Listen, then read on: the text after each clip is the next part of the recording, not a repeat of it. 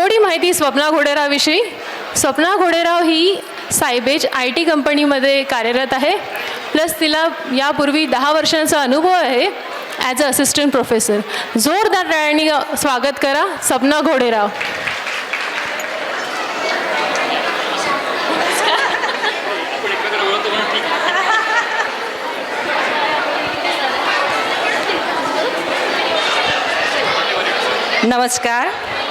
नमस्कार, मी सौ स्वप्ना राजेश्वर घोडेराव. पुन्हा एकदा स्वागत आहे सगळ्या पाहुण्यांचे, उपस्थितांचे आणि मान्यवरांचे आपल्या समाजभूषणांशी गप्पाटप्पा या कार्यक्रमात. ॲक्च्युली या कार्यक्रमाला आपण गप्पाटप्पा हे नाव का दिले असेल, कारण की मुलाखत म्हटलं की एक वेगळंच औपचारिक दडपण आणि खेळीमेळीचं वातावरण असेल, पण ते आपल्याला नको आहे. आपल्याला हे जे इंटरॅक्शन आहे हे खेळीमेळीनेच व्हायला हवे. सो आपण सुरुवात करूया. पण हा संवाद सुरू करण्याच्या आधी मी या तिघांविषयी थोडक्यात माहिती देऊ इच्छिते. सो आपल्याकडे आज आलेले आहेत पराग बिहाडे आणि कीर्ती बिहाडे. तर हे दोघंही IT फील्डमधील अनुभवी तज्ज्ञ आणि उद्योजक. आणि मेन म्हणजे पराग बिहाडे यांची IT सॉफ्टवेअर कंपनी आहे पॅरलल माइंड्सची. He is a founder of that company. And for Kirti Datasmith AI नावाची कंपनी आहे and she is a founder for that company.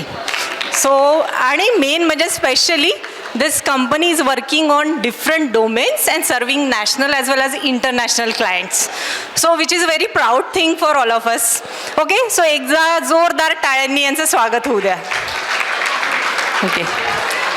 आणि अबोलीविषयी बोलायचे झाले तर अबोली म्हणजे मूर्ती लहान आणि कीर्ती महान असे तिचे काम आहे. तिने आर्किटेक्चर क्षेत्रात, एवढं अवघड क्षेत्र, त्याच्यात तिने एज्युकेशन कंप्लीट करून जॉब केला आहे. पण त्याचबरोबर तिने त्याचं समाजकार्याचंही कार्य पॅशन म्हणून फॉलो केलेले आहे. तर थोडक्यात तिच्या समाजकार्याविषयी सांगायचे म्हणजे ती रस्त्यावरील वंचित आणि गरीब मुलं असतात, ज्यांना आपण स्ट्रीट चिल्ड्रन म्हणतो, तर त्यांच्या शिक्षणाची नीड जाणून घेऊन तिने त्यांना हवे ते शिक्षण तिच्या टीमसोबत मिळून रस्त्यावरील शाळा या उपक्रमाद्वारे तिने केलेले आहे. सो हे पण खरंच तिचं या वयात अगदी वाखाणण्यासारखं समाजकार्य आहे. सो टाळ्यांनी तिघांचे पण स्वागत करूया आणि सुरू करूया. कारण जी उत्सुकता मला आहे की यांचा इन्स्पिरेशनल प्रवास जाणून घेण्याची, अँड आय एम शुअर तुम्हाला पण ती खरंच असेल. सो आपण सुरू करूया या संवादाला. नमस्कार, स्वागत आहे कीर्ती आणि पराग तुमचे. सो पहिला प्रश्न परागसाठी, तो अगदी कुतूहलाच. दोघंही सेमच कंपनी फॉलो करतात, पण आता priority will be Parag. So एक कुतूहलाचा प्रश्न म्हणजे की you are working in TCS, I think Siemens, like multinational company. So you are quite settled there. मग तरी पण तुला तुझा ओन बिझनेस का सुरू करावा असं वाटलं? कारण की हे धैर्य करणं म्हणजे कठीणच काम आहे, कारण याला रिस्क आहे, फायनान्स ॲडजस्टमेंट आहे, पेशन्स लागतो. सो हे धाडस का व कसे करावे वाटले, हा माझा प्रश्न. नमस्कार, सगळ्यांना आवाज येतोय? Okay, great. कसं असतं की हा जो प्रश्न विचारला आहे सपनानी की how did I think about starting the business, किंवा बिझनेस करण्याची आयडिया कशी आली किंवा इच्छा कशी झाली, तर याचं ॲक्च्युली स्पेसिफिक उत्तर असं देणं फार कठीण आहे. बट माझ्याकडे खूप क्युरिओसिटी स्वभावात आहे आणि अनस्टेबल शब्द इज रॉंग, बट स्टेडी न राहणे ॲट टाइम्स आणि थिंकिंग अबाउट फ्युचर किंवा काहीतरी नवीन करता यायला पाहिजे असं ऑलवेज उत्सुकता माझ्याकडे असते. सो आय थिंक जेव्हा माझा पगार एका विशिष्ट, मी खूप कमी एक्सपिरियन्स असतानाही माझा पगार खूप जास्त होता आणि सडनली देन आय डिसाइडेड की बाबा let us leave the job. आणि आय वॉज आयडेंटिफाईंग की एक स्पेसिफिक प्रॉब्लेम मार्केटमध्ये तेव्हा होता आणि तो प्रॉब्लेम सॉल्व्ह करण्यासाठी म्हणून माझ्या डोक्यात असे आयडिया होते की आपण एखादा जसं आत्ता फ्लिपकार्ट आहे किंवा eBay आहे किंवा Amazon.com आहे आणि आपलं जे ब्लिंकिट आहे, सो ब्लिंकिट आणि फ्लिपकार्ट यांचं कॉम्बिनेशन आम्ही 2008मध्ये we launch that as a product. Product आणि आमचे खूप सारे कस्टमर्स होते. अनफॉर्च्युनेटली मला इतकं बॅकग्राऊंड नसल्यामुळे बिझनेसचं किंवा मला पैशाचा एवढा अंदाज नव्हता.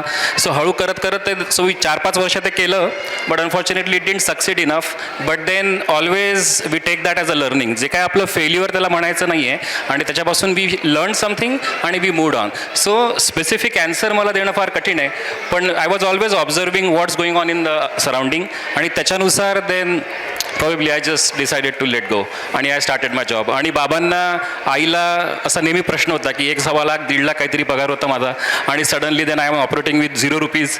तर that was a huge decision. Absolutely थोडी रिस्क लागते, सपोर्ट लागते, वाईफ सपोर्टिव्ह लागते, आई वडील सपोर्टिव्ह लागतात, सगळं लागतं. That is how it was.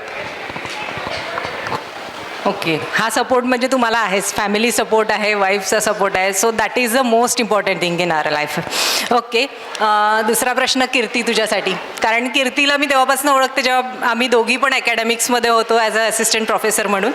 तर कीर्ती, हे अकॅडमिक्स हे पण क्षेत्र एक तेवढंच vibrant, like new year, new subject, planning, project handling. मग तुला असं का वाटलं की मी अकॅडमिक्समधून स्विच करावं to your career lines? So please, can you guide for this? सगळ्यात पहिल्यांदा मी धन्यवाद म्हणते सगळ्यांना ज्यांनी आम्हाला इथे संधी दिली असं बोलण्याची. सो आयोजकांचं आणि सगळ्या समाज बांधवांना मी धन्यवाद करू इच्छिते. सो सपना, तुझा जो क्वेश्चन आहे, कधी कधी काही गोष्टी योगायोगाने घडतात. म्हणजे असं कधी डोक्यात नव्हतं की मला उद्योग क्षेत्रात यायचं आहे. ॲक्च्युली आधी तर मला वाटायचं की हे मला काही कळतच नाही, कारण जेव्हा परागनी बिझनेस सुरू केला होता तो 2008मध्ये होता स्टार्ट केलेला आणि 2008मध्येच मी जॉईन पण झाले होते अकॅडमिक्समध्ये. सो पॅरलली आम्ही 2 गोष्टी करत होतो आणि माझं असं होतं की मला त्यातलं काही कळत नाही, त्याच्यामुळे मी तिकडे बघणार पण नाही. सो मी माझं इकडे शिस्तीने सगळं माझं चाललेलं होतं. आणि मग एका एमटेक झाल्यानंतर ठरवलं की PhD करायचं आहे, कारण अकॅडमिक्समध्ये इट इज कंपल्सरी पण असतं आणि आपल्याला उच्च शिक्षण घेण्याची इच्छा पण असते. सो PhDसाठी म्हणून मी युनिव्हर्सिटीत गेले. एक प्रोफेसर मला असाईन झाले आणि त्यांनी मला मशीन लर्निंग म्हणजे आर्टिफिशियल इंटेलिजन्स आणि कृत्रिम बुद्धिमत्ता असा विषय त्यांनी दिला. आणि सडनली तेव्हा माझ्याकडे काहीच माहिती नव्हतं मला की मशीन लर्निंग म्हणजे काय आहे. इथपासनं मी सुरुवात केली 2014मध्ये आणि तेव्हा मी 3 वर्ष ब्रेक घेतला होता, पूर्ण फुल टाईम. सो मला पूर्ण 3 वर्ष अभ्यास करायला वेळ मिळाला आणि तिथे माझी क्युरिओसिटी, म्हणजे मला खूप आवडायला लागलं ते AI. So machine learning, deep learning आणि AI इथे 3 वर्षात बरंच नॉलेज आलं. आणि मग त्याच्यानंतर मला आलं की एका लेवलला मला कॉन्फिडन्स आला आता मी इंडस्ट्री जॉईन करू शकते. तरीही मी पॅरलल माइंड्स जॉईन केलं नाही. मी एका दुसऱ्या इंडस्ट्रीत गेले जिथे मी AIचं एक काम केलं आणि तिथे खूप मोठा प्रोजेक्ट हँडल केला, जो अगदी सुरुवातीपासून तर शेवटपर्यंत I was tech lead there, studio partner होते, मग तिथे टीम मॅनेज केली. सो तिथे मला खूप कॉन्फिडन्स बूस्ट झालं की आपण करू शकतो, दो आपण अकॅडमिक्समधनं आलो आहोत आणि आपण हे सगळं पिकअप करू शकतो.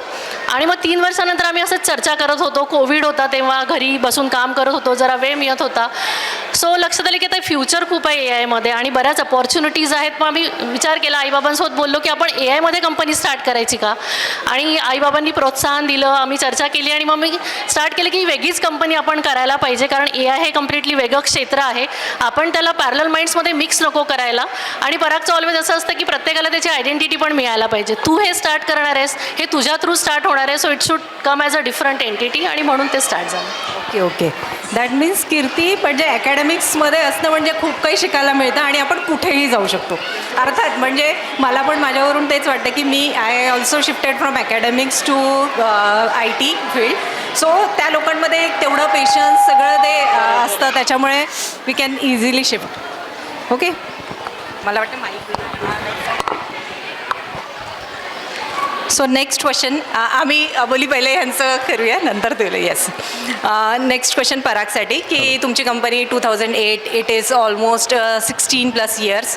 तर या जर्नीमध्ये तुम्हाला उद्योजक म्हणून सर्वात कठीण आणि आवडता भाग कुठला वाटला? म्हणजे या सगळ्या जर्नीमध्ये काही असे एक्सपिरियन्स आले असतील की नाही हे खूप अवघड होतं किंवा हे फार आवडतं झालं, म्हणजे तर असे तुझे मोमेंट्स काही शेअर करू शकशील का? हॅलो, आवाज येतो? हां, येतो. सगळ्यात कठीण म्हणजे परिस्थिती अशी असते की आपण बिलीव्ह करत असतो की something is going to happen. We are always hopeful आणि ऑलवेज असं असतं की देर आर ऑलवेज कन्स्ट्रेंट्स आणि देर आर ऑलवेज सिच्युएशन्स की आपण एकदम डिमोटिवेट होण्याची शक्यता असू शकते. आणि always there is this inconsistency in behaviour in the surrounding. So while you are trying to do something specific, पण there are so many constants around you आणि that becomes so difficult problem to solve. पण हळूहळू करता करता being there, sustaining there, surviving there, focus specific करून आणि always be in touch with your family, seeking moral support from parents and wife and kids, तसं जर करत राहिलो की that becomes very easy. So that is very tough to balance it, की आपल्याला काहीतरी करायचं पण आहे, होप्स पण सोडायच्या नाही आहे आणि करत राहायला पाहिजे, लोकांना आपल्याला एनरोल पण करून ठेवायचं आहे. तर असे मल्टिपल फॅक्टर्स हँडल करणं is a big challenge when you are in the phase of growing or when you are establishing. That is one. आणि easy I think, I don't think there is anything easy. There is nothing easy in doing business. आवडती गोष्ट, I think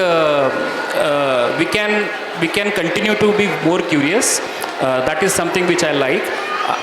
What I also enjoy, मला सगळ्यात आवडती गोष्ट अशी आहे की इतके प्रॉब्लेम्स असतात कस्टमर्सकडे, ते आपण कसे छान सॉल्व करू शकतो, त्यांना कशी आपण व्हॅल्यू ॲड करू शकतो आणि रादर दॅन आपल्याला काय मिळणार आहे त्याच्यापेक्षा आपण त्यांना काय देऊ शकतो, बेटर सोल्युशन्स. ती जी एक मजा आहे ना, सो ती that is something, serving somebody for a specific purpose, that is something very exciting for me all the time.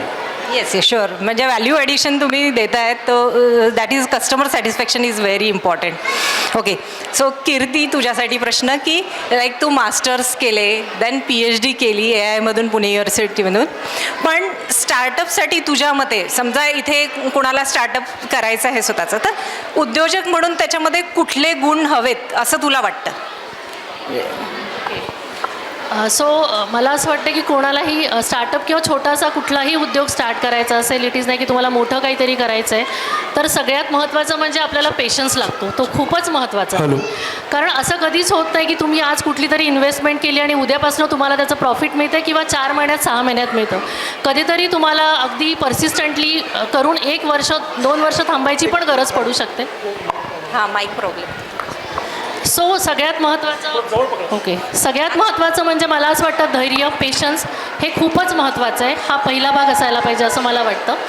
आणि त्याच्यानंतर मला वाटतं की आपण जे काही सर्व्हिस देतो आहे कस्टमरला कुठल्याही माध्यमातून, माझा प्रॉडक्ट असेल, माझं सर्व्हिस असेल, तर जो काही पुढचा कस्टमर आहे, ओके, तर आपल्याला त्याचे पेन पॉईंट्स कळायला पाहिजे की त्याला एक्झॅक्ट प्रॉब्लेम कुठे आहे आणि मी माझं सोल्युशन कुठे देऊ शकते.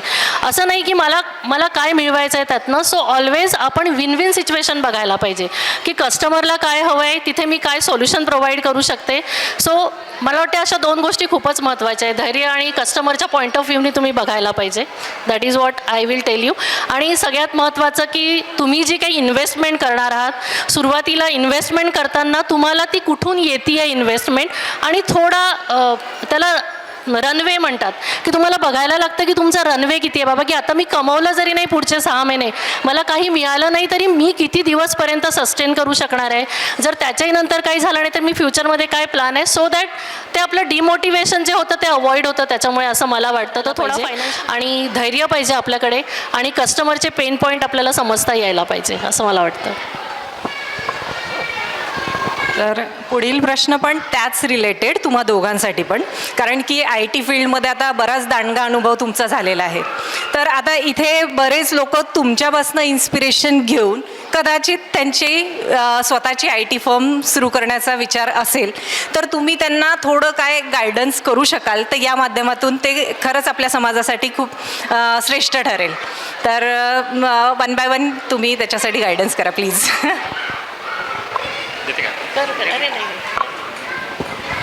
कसं आहे की 2 टाईपचे बिझनेसेस आहेत. एक त्याला म्हणतात सर्व्हिसेस बिझनेस, की एखाद्या कस्टमरकडे प्रॉब्लेम असेल आणि त्याला काहीतरी कस्टम सोल्युशन बिल्ड करून द्यायचं असेल, किंवा एखादी मॅन्युफॅक्चरिंग कंपनी असेल, त्यांच्याकडे काही बिझनेस प्रोसेसेस असतील, त्या जर मॅन्युअल मोडमध्ये असतील तर त्यांना ऑटोमेट करून देणे, डिजिटलाइज करून देणे, डिजिटल ट्रान्सफॉर्मेशन घडून आणणे, AI एनेबल करून देणे, हा जो काही प्रकार आहे that is called as services business, where you are always dependent on problems at the customer place. Okay, on the other side there is something called as product business, की आपण एखादं स्वतःचं सॉफ्टवेअर प्रोडक्ट बनवू शकतो. पण कसं आहे की ही जी लँग्वेज आहे ना की स्वतःचं प्रोडक्ट बनवणे, रादर तसं न करता की आपण कुठला एक स्पेसिफिक प्रॉब्लेम जो मासेसला अपील करू शकेल किंवा एकच सोल्युशन, एकच प्रॉब्लेमला आपण असं आयडेंटिफाय करायचं आणि त्याचा जर प्रॉब्लेम सॉल्व्ह केला आणि जर सोल्युशन बनवलं आणि ते सोल्युशन जर रेप्लिकेबल असेल, so that becomes a product business. So ह्या दोन गोष्टींचं identification right from day one असलं पाहिजे. माझ्या केसमध्ये कसं होतं की आय वॉज डायल्युटेड इनिशियली, की मी आधी सॅस जो प्रकार असतो सॉफ्टवेअर ॲज अ सर्व्हिस, तसा एक प्लॅटफॉर्म लॉन्च केला. त्याच्यानंतर मग आम्ही प्रोडक्ट बनवायला घेतला, त्याच्यानंतर मी सर्व्हिसेस करायला घेतल्या. तर या सगळ्या गोंधळामुळे काय होतं की there is no focus. So तो फोकस नसल्यामुळे आपला खूप सारा वेळ आधीच चालला जातो. So to avoid this mistake, पहिल्यांदा एकदम अपफ्रंट क्लिअर हवा आहे की do you want to get into services business की do you want to create a product. And while creating a product, Kirti will always talk about it, की never get trapped into one more feature scenario. आपल्याला आपला product आपण स्वतः बनवल्यामुळे असं वाटतं की आपण सगळं छानच करतोय, हे फीचर पाहिजे, ते फीचर पाहिजे, हे करू, ते करू, हे फीचर टाकू, हा असा कलर देऊ, सगळं. याला काही अर्थ नाही आहे. एकदम बेसिक छोटासा प्रॉब्लेम घ्यायचा, तो सॉल्व्ह करायचा, कस्टमरकडे जायचं, कस्टमरला एंगेज करायचं आणि कस्टमरला एंगेज करून कस्टमरच्या ज्या रिक्वायरमेंट्स आहेत त्याच्यानुसार आपण आपल्या प्रोडक्टला शेप करायला पाहिजे, rather than we thinking everything what I am doing is best. So that's the mistake which we have committed in the past. That is something we should be very clear on, की आपण startup प्रोडक्टची करतोय की services करतो. That is one point I would like to share. Anything else? Yes. आणि जेव्हा पण आपण प्रॉडक्ट करतोय, सो त्या प्रॉडक्टसाठी आपला कस्टमर सेगमेंट कुठला राहणार, म्हणजे ग्राहक वर्ग कुठला आहे, हे सगळ्यात महत्त्वाचं असतं. कारण आता आपण बघतो की आपल्याकडे डी मार्ट आहे, आपल्याकडे बिग बाजार आहे, ॲमेझॉन पण आहे, सगळ्या मोठ्या मोठ्या गोष्टी आहेत. पण त्यांनी त्यांचा एक कस्टमर सेगमेंट डिफाईन केला आहे. डी मार्टमध्ये एका विशिष्ट स्ट्रॅटामधले लोक जातात, म्हणजे आपल्यासारखे आपण म्हणूया मिडल क्लास लोक आपण डी मार्टमध्ये जातो, पण that is not for like higher क्लाससाठी नाही आहे. सो जेव्हाही आपण कुठलाही प्रॉडक्ट किंवा कुठलाही बिझनेस तयार करतो, मला माहिती असायला पाहिजे की हा कस्टमर मला ॲड्रेस करायचा आहे, सो दॅट त्या कस्टमरच्या दृष्टिकोनातून मी माझं प्रॉडक्ट डिझाईन करू शकते. कुठलंही, म्हणजे मला साधं दुकान जरी टाकायचं असेल तरी मी डिफाईन करू शकायला पाहिजे. सो प्रॉडक्टसाठी ॲक्च्युली मला असं वाटतं ते जास्त महत्त्वाचं आहे. आणि परत एक म्हणतात की तुम्ही कुठला प्रॉडक्ट बनवला ना, तर बनवणारा त्या प्रॉडक्टच्या खूपच प्रेमात असतो. त्याला वाटतं जे मी बनवले ते खूपच चांगलं आहे. आणि मग आपण घेताना पण विचारतो, आपल्या मित्रांना विचारतो, आपल्या आईबाबांना विचारतो, हा प्रॉडक्ट कसा आहे बाबा, तर ते छानच म्हणतात. कारण त्याला म्हणतात मॉम टेस्ट. कारण आईकडे गेलो आणि आईला सांगितलं की माझं ड्रॉइंग बघ बाबा कसं झालं, तर आई म्हणेल वाव खूप सुंदर झालं, बरोबर आहे. सो तुमचा प्रॉडक्ट तुम्ही जेव्हा व्हॅलिडेट करता किंवा तुमची सर्व्हिस व्हॅलिडेट करता, तेव्हा जवळच्या लोकांना अजिबात विचारू नका. तुम्ही कोणाकडे जायला पाहिजे, जे तुम्हाला क्रॉस करतील, जे तुम्हाला म्हणतील तुझा प्रॉडक्ट अगदी फालतू आहे, हा वर्क करणार नाही, इथे हे फीचर चुकीचं आहे, तू आता याच्यात हे टाकायला पाहिजे. So I think that is more important, की जवळच्या लोकांकडे तुमचं प्रॉडक्ट घेऊन जाऊ नका. ज्यांना कळतं, जो कस्टमर आहे, आणि सगळ्यात महत्त्वाचं म्हणजे त्या कस्टमरकडे घेऊन जा जो तो वापरणार आहे product. That is more important. म्हणजे प्रोडक्टच्या प्रेमात पडू नका, ॲज सिम्पल ॲज दॅट. अगदी कुठलाही प्रोडक्ट केला की त्याच्यामध्ये इम्प्रूव्हमेंट, वारंवार improvement as per the client feedback, हे खरंच इम्पॉर्टंट आहे. आणि हे प्रेक्षकांसाठी मी म्हणते की these are the key points they are sharing. So please take note of it, की हे खरंच बेसिक आहे. तुमचं प्रॉडक्ट म्हणजे सर्व्हिस बेस्ड तर सांगितलेलंच आहे भाऊंनी, की service based company that is also fine. आणि प्रॉडक्ट हे तुमचं तिसऱ्या व्यक्तीच्या दृष्टिकोनातून कसं आहे याचा फीडबॅक नक्की घ्या. ओके. आणि आता प्रश्न पुन्हा तुमच्या दोघांसाठीच आहे. बस Kirti, being a woman, a common question like how you manage home and office. कारण की जरी आपण इमर्जिंग ट्रेंड्सकडे जातो आहे, AI/ML जातो आहे, पण no Siri, no Gemini can work at home. म्हणजे कुठलंच कोपायलट आपल्या घरी चालत नाही, घरचे कामं हे लेडीजलाच करावं लागतं. So how you manage like work and home, याच्यात तुला मला नक्कीच वाटतं की काकाकाकूंचा सपोर्ट मिळतच असेल. Like yes, family support is very important. So you please share your views. So तू जे म्हटलं की आपल्याला घरी कोणी जेमिनाय किंवा सिरी किंवा कोणी नाही भेटत, सो माझ्यासाठी तर मी म्हणेल की म्हणजे family is the strong support. म्हणजे आई आणि बाबा त्यांच्यामुळे हे पॉसिबल आहे. मी ऑलवेज म्हणत असते की जर आई बाबा नसते फॉर एक्झाम्पल सपोर्ट करायला, इथे ते दुसऱ्या ठिकाणी असले असते तर कदाचित मी बिझनेसमध्ये आलेच नसते. कारण बिझनेसला तुम्हाला खूप कमिटमेंट द्यायला लागते. कस्टमर्स असतात, कधीतरी आम्हाला बऱ्याचदा बाहेर जायला लागतं, मग आम्ही 15 दिवस इथे नसतो. लास्ट टाईम तर ऑलमोस्ट 3 वीक्स आम्ही इथे नव्हतो. सो माझा मुलगा आता सध्या 8वीतच आहे, तो क्रिकेट पण खेळतो. सो त्याला जे पूर्ण वेळ द्यायला लागतो, बाबा त्याला सगळं घेऊन जातात आणतात. आणि ऑफकोर्स घरी आल्यावर जो क्वालिटी टाईम द्यायला लागतो तो मी अगदी ठरवून असते की आपल्याला तो एक क्वालिटी वेळ द्यायचा आहे. आणि सगळ्यात महत्त्वाचं याच्यात अजून असतं की म्हणजे मुलांकडून पण कसा सपोर्ट मिळतो, कारण तो पण महत्त्वाचा आहे. त्यांना असं वाटायला नको की अरे आई बाबा बिझनेस करतात आणि आपल्याकडे दुर्लक्ष होतं. कारण जरी आई बाबा शेवटी आई बाबा असतात, आजी आजोबा तर दिवसभर त्यांना छान मॅनेज करतातच. आणि मी निश्चिंत असते दिवसभर, मला कधीच असं वाटत नाही की अरे आता तो शाळेतनं आला असेल, त्याला खायला कोण देईल. रादर मी म्हणेल की माझ्यापेक्षा जास्त काळजी ते घेतात सगळ्या गोष्टींची, त्याच्यामुळे तो नाही. पण घरी आल्यावर मात्र ते एक असतं की त्याला जेवढं अटेन्शन द्यायला पाहिजे, मुलांना जेवढं द्यायला पाहिजे तेवढं मी देते. आणि मुलं पूर्णपणे बिझनेसमध्ये एनरोल्ड आहेत. काय चाललेलं असतं कंपनीमध्ये ते आम्ही सगळेजण घरी शेअर करतो. कधी कधी आम्ही तासनतास गप्पा मारत बसतो की कुठले कस्टमर आता आपल्याकडे आहेत, कोण आपल्याला बिझनेस देणार आहे, आपल्याला आता पुढे काय करायला पाहिजे. सो ChatGPT जेव्हा आलं होतं तेव्हा बऱ्याच जणांना माहिती नव्हतं, पण आई बाबांना माहिती होतं. आणि ChatGPT यूज करून आपण काय बनवू शकतो हे पण त्यांना माहिती होतं. So I think that is it. आणि इंटरेस्टिंग केस कशी आहे आमची की पॅरलल माइंड्समध्ये बाबा आणि मी डायरेक्टर्स आहोत आणि कीर्ती शेअर होल्डर आहे. आणि आमच्या data Smith AI she is the major share holder, I am the second share holder and आई is another share holder. So we are 4 directors having board meeting every day. म्हणजे आम्हाला specific board meeting घेण्याची गरजच पडत नाही. So आमच्या आईबाबांचं इतकं enrolment आहे. So we just conduct all our board meetings at home. So we continue to do that. So आमचे प्रॉब्लेम असे सॉल्व्ह होतात. म्हणजे असा HRचा प्रॉब्लेम म्हणा, रिक्रुटमेंटचा प्रॉब्लेम म्हणा. माझ्याकडे एखादं क्रिटिकल व्हिजिट आली तर बाबा त्यांचे एक्सपिरियन्सेस शेअर करतात SBI दिवसांचे की when he was a manager. आणि एखादा जर सिनियर व्यक्ती त्यांच्या ऑफिसमध्ये जर व्हिजिटला येत असेल, so how do you manage, how do you welcome, what preparation should get in, काय त्यांना गिफ्ट द्यायला पाहिजे, काय नको द्यायला, कसं बिहेव करायला पाहिजे, इतका इनहरंट सपोर्ट आहे. So I think that is a serious source of strength for us and that has really helped us to grow better. Definitely thank you for your reviews. आणि याच्यावरनं सगळ्यांना शिकण्यासारखी एक गोष्ट आहे की फॅमिली शेअरिंग आणि केअरिंग ही खूपच इम्पॉर्टंट आहे. जेव्हा तुम्ही फॅमिलीसोबत असता तेव्हा तुम्ही यशस्वी शिखर गाठू शकता. तुमच्या फॅमिलीचा सपोर्ट तुमच्यासाठी मिळणं, शेअरिंग होणं, केअरिंग होणं हे खूप गरजेचं आहे.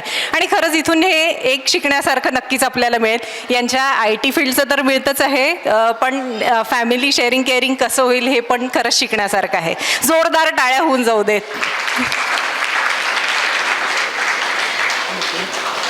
एक लास्ट क्वेश्चन आहे regarding finance for Parag and Kirti again. कारण की जर का कुणाला इथे स्टार्ट करायचं असेल, ठीक आहे तुम्हाला फॅमिलीचा मॉरल सपोर्ट वगैरे तो इम्पॉर्टंटच आहे नक्कीच, पण फायनान्स हा पण तेवढाच इम्पॉर्टंट पार्ट आहे. So how you raise the funding for your firms थोडक्यात शेअर करा प्लीज. पॅरलल माइंड्सचं सांगतो. इनिशियली नॉमिनल काही पैसे होते माझ्याकडे and as she was mentioning की थोडा रनवे आपण प्लॅन, तेव्हा मला रनवे हा वर्ड माहीत नव्हता, बट ऑब्व्हियसली आपण थोडाफार पैसा जमा करून ठेवलेला असतो. सो एक 3-4 महिनेची सोय आहे बाबा, ॲटलिस्ट मी अँड फॅमिली कॅन सर्वाईव्ह असा. That is the readiness I would suggest की आपण प्रत्येकाने रँडमली न करता थोडीशी तरी सोय करायला पाहिजे, थोडंसं तरी प्लॅन करायला पाहिजे. सो एक 3 ते 6 महिन्याची सोय तर आपल्याकडे असली पाहिजे. सेकंड दुसरं कसं केलं की then obviously friends and family. So आपला कॉन्सेप्ट जेव्हा इनिशियली असतो आणि ते only friends and family supports you, so that is where I raised my some initial round of funding from my friends and family. त्याच्यानंतर मग obviously we approached banks. मग आम्ही हळूहळू तर आमची पूर्ण वन इम्पॉर्टंट थिंग की आपण आपली क्रेडिट हिस्ट्री फारच इम्पॉर्टंट आहे मेंटेन करणं. भलेही आपल्याला लॉस असेल तर चालेल, पण आपण चेक बाउन्स नको करा, never. That is so important. आपण कोणाचे पैसे जर घेतले असेल तर ते उशीर झाला तर चालू शकेल, पण पैसे परत करणे इज ॲब्सोल्यूट मस्ट. ह्या सगळ्या गोष्टी आपण जर टेक केअर केल्या, so then obviously bank will also look at you as an entrepreneur. आणि मग in spite of the size of business bank will certainly help you. So त्या केसमध्ये I would like to mention mister Anil Samdurkar, माझे आत्तेभाऊ आहेत ते. So he was there in SBI bank then. He supported us with 18.8 lakhs loan. इतकं पाठ आहे मला ती स्टोरी. 80 लाख त्यांनी फर्स्ट टाईम आम्हाला अप्रूव्ह केले होते. ऑब्व्हियसली बाबा असल्यामुळे चिंताच नव्हती. नंतर मग हळूहळू आम्ही जेव्हा अजून पुढे गेलो, सो ऑब्व्हियसली वी ग्रीव, पण स्ट्रगल खूप झाला. So because we were doing something, we reach to certain point, मग परत फेल्युअर आलं, मग थोडे अजून पैसे गेले, मग लॉस झाला. लॉस इतका झाला की we were not even able to survive our self, that is one. Second, आणि घरी पण पैसे नव्हते जास्त. त्याच्यानंतर आम्ही लोकांचे पगार देऊ शकत नव्हतो. कमीत कमी 6 महिने पगार नाही दिले आम्ही, आणि माझ्याकडे 60-70 लोक होते तेव्हा. In spite of all that we were able to survive, and that is where माझे बाबा रिटायर झाले. आणि बाबांनी आईचे मिळून जे काही 50-60 लाख रुपये होते ते सगळे बाबांनी पूर्ण 100% amount was invested in company, आणि that is where we were able to pay back the salaries. आणि मग असं करत करत ते पैसे रेस केले. आणि obviously once you once you get rolling, मग it is so important to manage cash flow. आपण जर कॅश फ्लो व्यवस्थित मॅनेज केला तर आपल्याला पैसे स्वतःच मिळतात, आपल्याला काही व्यवस्था करायची गरज नाही. So if you manage your cash flow properly, if you manage your expenses properly, if you are controlling how much where you are expensing, that is where you start making money, and then that money can be use to fund your business. That is how I have done it on parallel minds. As far as Kirti side is concern, I will let her speak about हर. जसं मी सांगेल की मला always backup होतं parallel minds, आणि माझ्याकडे तो, जरी मी work नव्हते करत फुल टाईम, घरी सगळं डिस्कशन होत होतं. सो बिझनेसमध्ये काय प्रॉब्लेम असतात हे मला जरा अवेअर होती मी, आणि ऑलवेज मला इकडनं बॅकअप होतं. पण आता जेव्हा आम्हाला बिझनेस कळायला लागला, आता आम्ही म्हणतो की आत्ता आम्हाला बिझनेस कळायला लागला कसा असतो ते, कारण आम्ही आनंद देशपांडे सर आहेत पर्सिस्टंटचे मॅनेजिंग डायरेक्टर, त्यांचा आता $1 बिलियन बिझनेस आहे. सो त्यांनी आम्हाला 1 वर्ष पूर्ण ग्रूम केलं. त्यांनी 25 कंपनीज इंडियातनं सिलेक्ट केल्या होत्या, त्यात आमची कंपनी सिलेक्ट झाली. सो ते महिन्यातनं 8 तास 1-to-1 आमच्याशी, म्हणजे 25 जणांचा ग्रुप होता, कोहोर्ट होता कंपनीचा. सो त्यांनी आम्हाला इतक्या वेगवेगळ्या गोष्टी सांगितल्या की बिझनेस करायचा म्हणजे काय करायचं, कस्टमर्स कसे तुम्ही मिळवायचं, कल्चर कसं मेंटेन करायला पाहिजे, ह्या सगळ्या त्यांनी सांगितलं. आणि coming towards your question of investment आणि फायनान्स, जर अगदी सुरुवातीला तुम्ही स्टार्टअप करताय आणि तुम्ही असं ठरवलं की ठीक आहे बाबा, मी सेल्स खूप छान करू शकतो, पण माझा एक फ्रेंड आहे जो टेक्नॉलॉजीवरती त्याला छान कमांड आहे, आम्ही दोघं जर एकत्र आलो तर कदाचित आम्ही खूप फास्ट पद्धतीने पुढे जाऊ. मग तिथे तुम्हाला प्रश्न पडतो की बाबा आता फायनान्स कुठनं आणायचा, बरोबर आहे, आणि तिसरं कुणीतरी ओळखीचं ज्याच्याकडे फायनान्स आहे, आपल्याला गरज लागणार आहे. मग त्या केसमध्ये असं असतं की तुम्ही इक्विटी डायल्यूट करू शकणार का, तुमच्या कंपनीचे काही % तुम्ही त्याच्या नावावर देऊ शकणार का, 5%. तर असं म्हणतात, म्हणजे जे एक्सपर्ट्स आहेत ते, की इक्विटी तुम्ही सगळ्यात शेवटी डायल्यूट करायला पाहिजे. त्याच्या आधी तुम्हाला कोणी लोन देत आहे का, इन्व्हेस्टर्स असतात, बँक्स असतात, VC डेप त्याला म्हणतात, वेंचर कॅपिटलिस्ट असतात, त्यांच्याकडे तुम्ही जा, तुमची आयडिया प्रेझेंट करा, त्यांच्याकडनं घ्या. आणि हे सगळं नाही झालं आणि कोणीतरी तुम्हाला तुमची इक्विटी डायल्यूट करून जर पैसे देत असेल तर तेव्हा तुम्ही ते लास्ट ऑप्शन म्हणून ठेवायला पाहिजे. पण आधी तुम्ही VC फंडिंगसाठी बँकचं लोन हे सगळं तुम्ही ट्राय आउट करू शकता, आणि last you can go for equity. Thank you Parag आणि कीर्ती. युजफुल टेकअवे, लाईक फंडिंगसाठी तुम्हाला पेशन्स खूप गरजेचे आहे, ठीक आहे, आणि ते तुमचे प्रोडक्ट सक्सेस होईपर्यंत तो पेशन्स तुम्हाला खरंच ठेवावा लागणार आहे. येस, म्हणजे इतकं पेशन्स पाहिजे, आणि इतकं काय करेज पाहिजे, आणि इतकं एनरोलमेंट पाहिजे फॅमिलीचं, की घरचे सगळे सोनं आपण 3दा आमचं ठेवून झालेलं आहे तेव्हा, when we were in situation. So तितकं कमिटमेंट जर आपण क्रिएट करू शकत असू ना, तर business will obviously succeed. That is so important. Definitely. Thank you so much for your.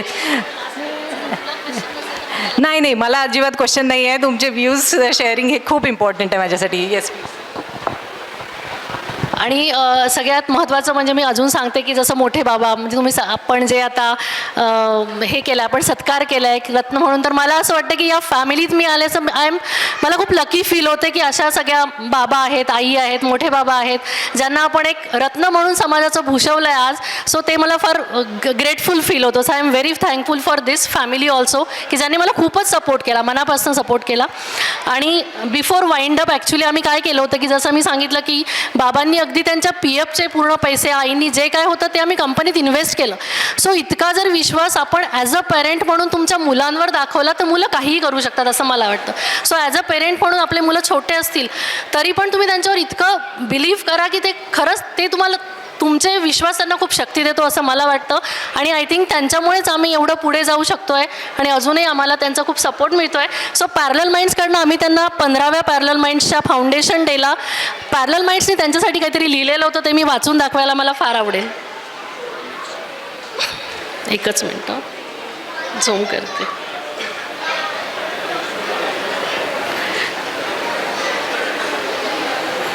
Okay, this is from parallel minds, not from me. Okay, so तुम्ही ते लिसन करू शकता फ्रॉम पॅरलल माइंड्सकडून. So this is expression of gratitude for I and Baba. So dear Mr. Ramesh and Mrs. Prabha, Team Parallel Minds wants to take this opportunity to thank you both on our 15th Foundation Day for all your continued unwavering support. We cannot forget the act of contribution of all your retirement funds during our difficult times. It was an act of immense faith and trust in us. You have always been there in every step.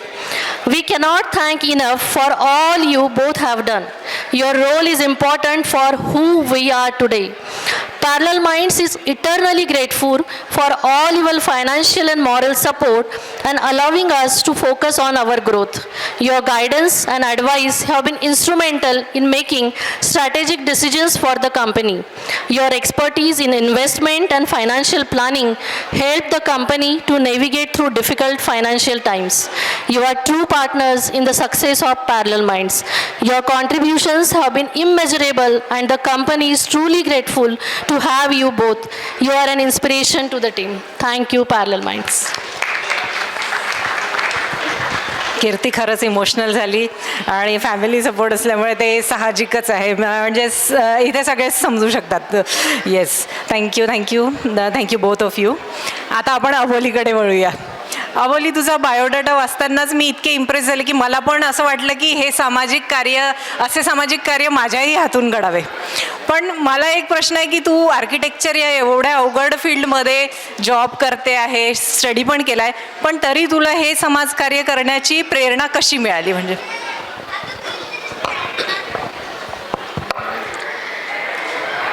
सर्वप्रथम मला हा मान दिल्याबद्दल सगळ्यांचे खूप खूप धन्यवाद. मला स्पेशल थँक्स करायचं आहे माझ्या मामाला अमोल डगवाडे. त्यांनी मला ही अपॉर्च्युनिटी दिली इथे बसायची. मी लहानपणापासून आईवडिलांच्या मांडीवर बसून हा कार्यक्रम बघत होते. कधी वाटलं नव्हतं मी इथे आज एवढ्या सगळ्यांसमोर मी स्वतःला रिप्रेझेंट करेल. So thank you everyone. आणि मॅम, आता तुमच्या प्रश्नाकडे येते. आर्किटेक्चर ही फील्ड चूज करण्यामागे म्हणजे प्रत्येकाच्या मागे एक लहानपणापासून एक करिअर काउन्सिलर असतो. माझ्या मागे माझे आईवडील आणि माझी मावशी, माझे मामा हे सगळे खूप खूप इम्पॉर्टंट रोल प्ले करतात. सगळ्यांना पोलीस व्हायचं असतं, टीचर व्हायचं असतं, डॉक्टर व्हायचं असतं, इंजिनियर व्हायचं असतं. बट मला सगळ्या जणांनी असं म्हटलं की तू खूप क्रिएटिव्ह आहेस, so you go in the field of architecture. आणि आर्किटेक्चर करता करता जेव्हा मी 11-12मध्ये होते, ज्युनियर कॉलेजमध्ये होते, त्यावेळेला आमचे काही फ्रेंड सर्कल होतं. त्या फ्रेंड सर्कलमध्ये आफ्टर कॉलेज आम्ही असं टाईमपास करायचो. 1 तास चहा प्यायला जा, हे खायला जा, ते खायला जा. सो एकदा माझे फाउंडिंग मेंबर्स, मी, अबोली, शुभम माने आणि अभिजित पोकर्णीकर, आम्ही तिघं एकदा मार्केट यार्ड एरियामधून पास होत होतो. त्यावेळेला आम्हाला एक मुलगी दिसली जी फुलं विकत होती. तर ती दिसायला अगदी खूप सुंदर आणि नाजूक होती.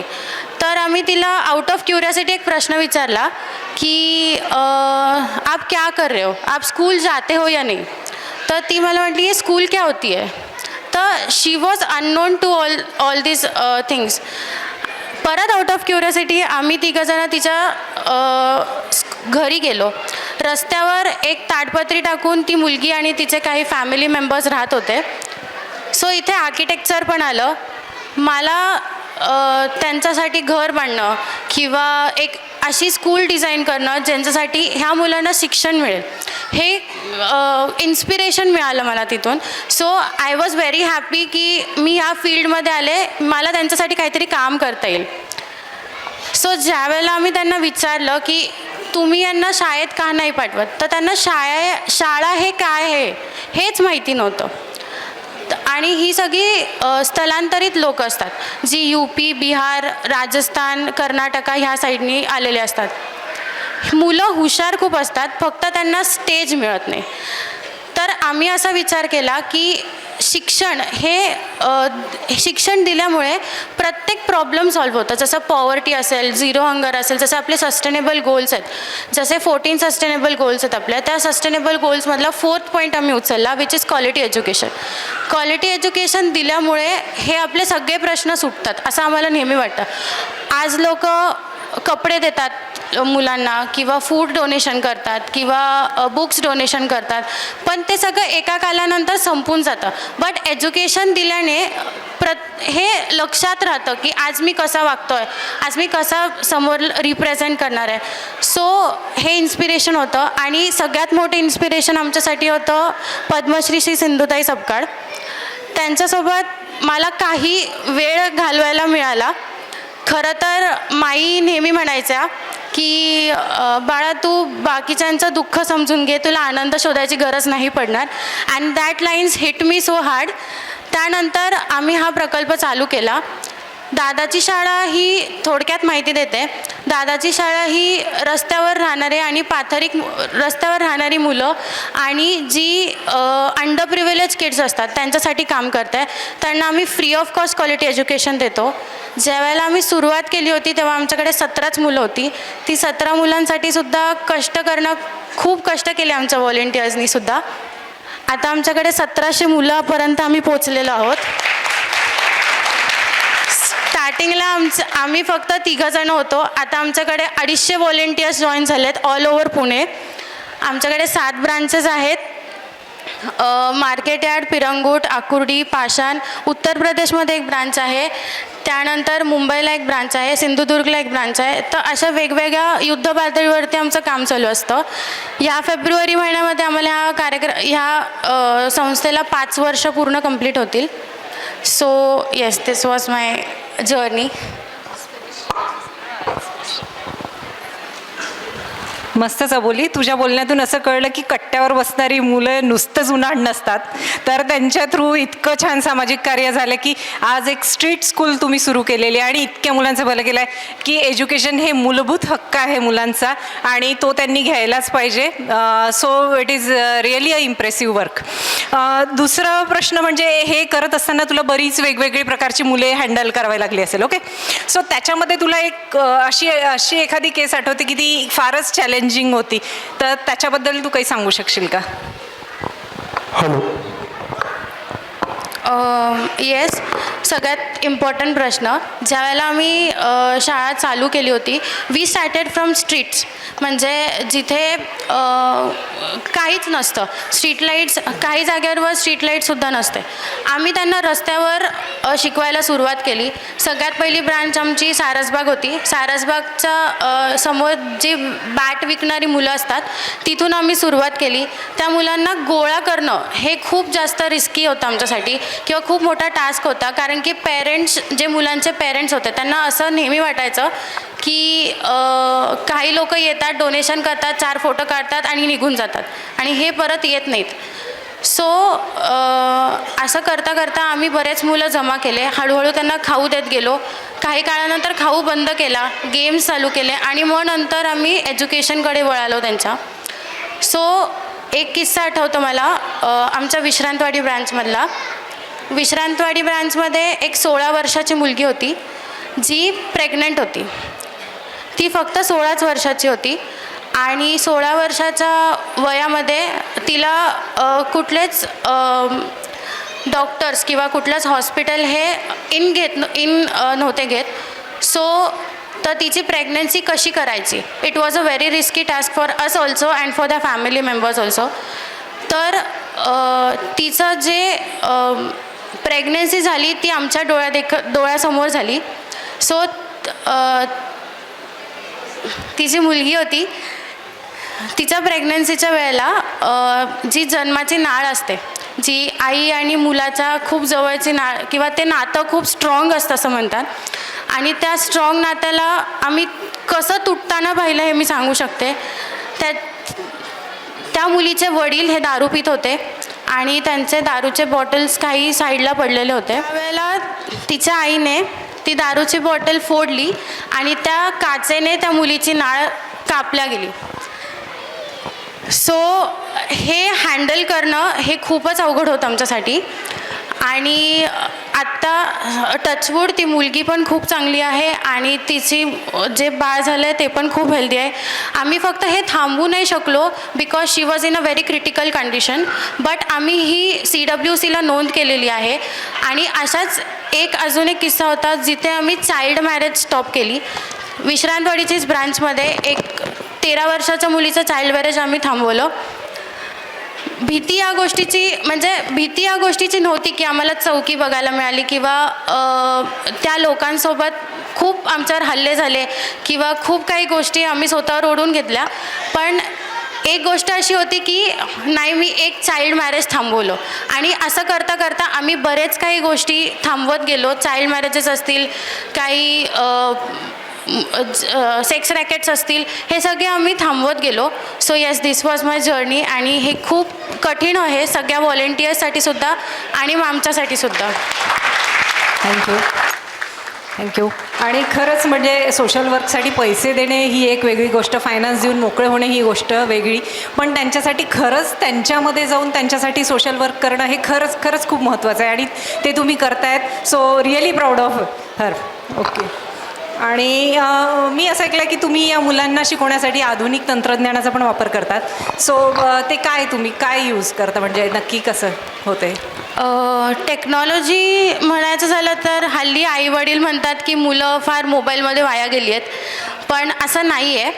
आज मोबाईलमुळे किंवा टेक्नॉलॉजीमुळे इंस्टाग्राम, फेसबुक, यूट्यूब, ट्विटर ह्या सगळ्या गोष्टींमुळे आज आम्ही बऱ्याच लोकांपर्यंत पोचलो आहे. आणि त्या लोकांमुळे आम्हाला डोनेशन्स येतात, आम्हाला काही वृत्तपत्रांमध्ये आमचे नावं आलेली आहेत. सो बरेच लोक कनेक्टेड आहेत. खूप लोक म्हणतात की चांगली लोक नाही राहिली आहेत आता, पण असं काही नाही आहे. खूप चांगली लोक आहेत समाजात आणि लोक करणारीसुद्धा खूप आहेत. टेक्नॉलॉजीचं एक उदाहरण किंवा किस्सा सांगायचा झाला तर आम्ही ह्या टेक्नॉलॉजी थ्रू इंस्टाग्राम, फेसबुक्स आणि वेबसाईट थ्रू आम्ही बायजूजनी आम्हाला अप्रोच केला होता. सो बायजूजनी आम्हाला त्यांचे 60 टॅबलेट्स मुलांना दिले होते फ्री ऑफ कॉस्ट. 7 टॅबलेट्स आणि त्यांचे काही ॲकॅडमिक्स जे टॅबलेट्समध्ये त्यांच्या स्टोरी रिलेटेड असतात, 7 स्टँडर्ड टू 10 स्टँडर्ड. सो बायजूसनी आम्हाला हे सगळं स्पॉन्सर केलं होतं. सो त्या टेक्नॉलॉजी थ्रू आम्ही मुलांना व्हिडिओज दाखवू शकतो. काही गोष्टीचे आम्हाला एक्सप्लेन नाही करतायत ते यूट्यूबच्या माध्यमातून दाखवू शकतो. आणि आम्ही ई-स्कूलसुद्धा चालू करणार आहोत किंवा काही जागेवर आम्ही चालू केलेले आहे. प्रोजेक्टर्सवर मुलांना आम्ही प्रोजेक्टर लावतो. रस्त्यावर मुलांना काही इन्स्पिरेशनल मूवीज असतील, थॉट्स असतील किंवा जे थोर व्यक्तिमत्व आहेत त्यांचे काही मूवीज असतील, हे सगळे आम्ही दाखवायचा प्रयत्न करतो. So yes, technology has help me and our दादाची शाळा अलॉट. छान. म्हणजे टेक्नॉलॉजीचा वापर खऱ्या अर्थाने जर चांगल्या प्रकारे करायचा ठरवला तर असा नक्कीच करता येतो. आता एक शेवटचा प्रश्न बोली तुझ्यासाठी, की तुझ्या या कामात कुटुंबातील सदस्य तुझ्या नक्कीच त्यांचं योगदान असणारच आहे, तर तू त्यांच्याविषयी काय सांगू शकशील? खरं तर कुटुंबाशिवाय मी इथपर्यंत पोचले नसते. माझे आईवडील, मामा, मावशी ह्यांनी माझा खूप सपोर्ट केला. यांनी मला कुठल्या गोष्टीला कधी थांबवलं नाही की अबोली तू सोशल वर्क करते आहे तर तू जाऊ नकोस किंवा हे रिस्की आहे. तू एक काम करतेस, मुलांना शिकवतेस, पुढची पिढी घडवतेस, हे जास्त महत्त्वाचं आहे. आणि जसे माझे पेरेंट्स मला सपोर्ट करतात तसे आमचे 250 व्हॉलेंटियर्सचे पेरेंट्ससुद्धा तितकेच सपोर्ट करतात. आणि त्यामुळं आज मी इथे बसली आहे. तसं मान सन्मान सगळीकडेच मिळतो, पण स्वतःचा म्हणजे ज्या समाजातून आपण आहोत त्या समाजासमोर इतकं सगळं बोलणं हे माझ्यासाठी खूप भाग्यवान आहे. मी इथे बसली आहे. छान. So thank you so much everyone. आणि आम्हाला पण काही डोनेशनची गरज लागेल तर तुम्ही आम्हाला मदत करू शकता. दादाची शाळा ही आता आम्ही अजून थोडंसं पुढे न्यायचा प्रयत्न करतो आहे. जे मुलांना आज आम्ही रस्त्यावर शिकवतो त्यांच्यासाठी काही स्वप्न बघितली आहेत. ती म्हणजे आम्हाला स्वतःची शाळा बांधायची आहे. खूप इच्छा आहे शाळा बांधायची. त्या मुलांना रस्त्यावर न शिकवता जसं आपण शिकलो आहे, जसं इतर मुलं शिकतात, तसं त्या मुलांनासुद्धा क्लासरूम्समध्ये बसून त्यांना खूप मोठं होताना बघायचं आहे. काही 10वी-12वीतल्या विद्यार्थी आज आमच्यासमोर पासआउट झाले आहेत, जे आमच्याकडे 7वीपासून होत्या आणि आणि ते त्यांच्या घरातले फर्स्ट जनरेशन लर्नर आहेत. म्हणजे जेव्हापासून माणसाचा जन्म झाला आहे तेव्हापासून त्यांच्या घरात कोणी शिकलेलं नाही आहे. सो त्या मुली ह्या उत्तीर्ण मार्काने पास झाल्या आहेत. सगळे 85+ आहेत. सगळ्यांचे 10th स्टँडर्डचे 12th स्टँडर्डचे मार्क्स. सो अजून होप्स आहेत. जसं सर आणि मॅम म्हटल्या प्रोडक्टवर आपण प्रेम करतो तसं आम्ही ह्या मुलांवर खूप प्रेम केलं आणि आम्हाला ह्या मुलांना CA, डॉक्टर, आर्किटेक्ट हे सगळं होताना खूप बघायची इच्छा आहे. छान छान, धन्यवाद धन्यवाद, मस्तच. तुला ऑल द बेस्ट तुझ्या प्रवासासाठी. Yes.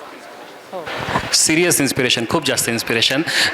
In the context, similar context, one thing I would like to share की आम्ही एक स्वप्नपूर्ती सोशल फाउंडेशन पण मागच्या वर्षी सुरू केलं आहे आणि आमचा असा प्रयत्न आहे की जितक्या girl childs from remote places ज्यांना ॲडमिनिस्ट्रेटिव्ह सर्व्हिसेसमध्ये दे आर कॉम्पिटंट पण त्यांना पैसे नसतात किंवा फॅमिली सपोर्ट नसू शकतो किंवा मोठ्या सिटीमध्ये येता येत नाही, तर त्या मुलींसाठी specifically for girl childs who intend to get into MPSC or UPSC, our initiative is to support those girl childs. That's our default I would say motto. आणि because we have social foundation, कारण आमचं socially inclined आहेच आम्ही लोक, so other than that we certainly are open for any such initiatives. So we would love to contribute. Obviously we would not only love to contribute by money, but we would probably bring in technology for you if that helps you. I mean, we will certainly talk about it. अरे वा. ते आपलं privilege असेल actually असं करायला. जसं स्वप्ना म्हणाली की पैसे देणं एक असतं पण ग्राउंडवर जाऊन काम करणं ह्याची कुणाशी कंपॅरिझनच होऊ शकत नाही. सो जेवढं स्वप्नपूर्ती फाउंडेशन रिअली म्हणजे वुड लव टू सपोर्ट सच इतका मोठा कॉज ही करते तर त्याच्यासाठी आपण करायला पाहिजे असं मला वाटतं. वा वा, छान छान. या सगळ्यांसाठी टाळ्या होऊन जाऊ दे, कारण की एवढं इन्स्पिरेशनल मोटिवेशनल सगळं आपल्याला इथनं बरंच काही काही शिकायला मिळालेलं आहे. सो मनपूर्वक आभार पराग, कीर्ती आणि अवोली तुमचे. इथे वेळात वेळ काढून तुम्ही आलात आणि इथे मार्गदर्शन, उत्तमरित्या मार्गदर्शन केलं त्याबद्दल खरंच मनापासून धन्यवाद. आपल्याकडे अजून एक आहे, आपल्याकडे इथे आपल्या समाजाचा एक मेंबर आमच्या ऑफिसमध्ये काम करायला आहे. So we have Aishwarya Raut here. Aishwarya आणि इंटर्न्स खूप झाले आपलं, पण Aishwarya is there. She is from Amravati. ती डेटास्मिथ AI मध्ये कॉग्निझंटमध्ये आधी होती, त्याच्यानंतर she join Datasmith AI, but she is a very seasoned IT professional नाव. ती माझ्यासोबत काम करते, तिने माझं सगळंच बघितलं म्हणजे मी कशी आहे. सो शी नोज मी. आणि 2 वर्ष होतील आता तिला की झाले ऐश्वर्या 2 वर्ष व्हायचे आहेत अजून. So if you want to share any inspiration for all of us, that would help. I think मला कीर्तीने जेव्हा आम्ही कीर्तीच म्हणतो ऑफिसमध्ये, सो मी आज तसंच रेफर करेल. सो जेव्हा त्यांनी मला अपॉर्च्युनिटी दिली तेव्हा मी खूप रॉ एकदम होती आणि आता म्हणजे छान 2 वर्ष होतील मला फॅबमध्ये, पण खूप मस्त काम करतो आम्ही सगळ्यांनी. खूप छान टीम आहे आणि सगळंच म्हणजे छान शिकायला खूप मिळतं आहे. सो थँक्यू, त्यांनी मला अपॉर्च्युनिटी दिली. Thank you so much. ते म्हणतात ना, team is happy then your product is happy. So तसंच झालेलं आहे. यांनी टीमला अगदी आनंदात ठेवलेलं आहे सो दॅट त्यांचं प्रोडक्ट पण सक्सेसफुल आहे. येस. तर आता सत्कार टाईम. तुम्ही एवढं चांगलं मार्गदर्शन केलं. हां, येस, प्लीज प्लीज. पराग आणि कीर्तीने जे काही आमच्याविषयी म्हणजे फॅमिलीविषयी व्यक्त केलं, त्यामुळे मी इथे कंपेल झालो इथे यायला. आईवडिलांचं जे कर्तव्य आहे तेच फक्त आम्ही पार पडलं. त्याचं कारण असं की त्यांच्यामध्ये जो काही कॉन्फिडन्स लेवल, त्यांचं जे काही हे होतं त्याला सपोर्ट करणं हे आमचं पहिले it was our first duty आणि त्याच्यामुळे आम्ही त्यांना सपोर्ट केलो. त्यांनी आम्हाला असं ते नेहमी म्हणतात की आईबाबांचा सपोर्ट आहे, फॅमिलीचा सपोर्ट आहे. It is a responsibility of every parent to support their child. आता त्यांनी जे काही ॲप्रिशिएट केलं त्याबद्दल I need not say any thanks to them. I offer my thanks to them also. Thank you very much.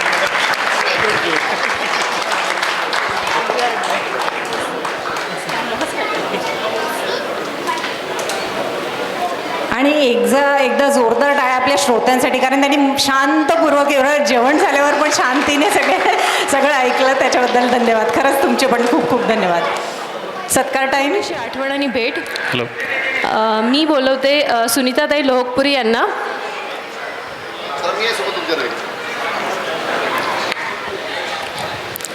त्यांनी सौ कीर्ती बिहाडे व पराग बिहाडे यांना एक छोटीशी भेट द्यावी. मी रिक्वेस्ट करते श्री मिलिंद राऊत व सौ नीता राऊत यांना स्टेजवर येण्याची. हे अबोलीचे आईवडील आहेत आणि ईश्वरी राऊत यांना यांचा सत्कार करण्यासाठी.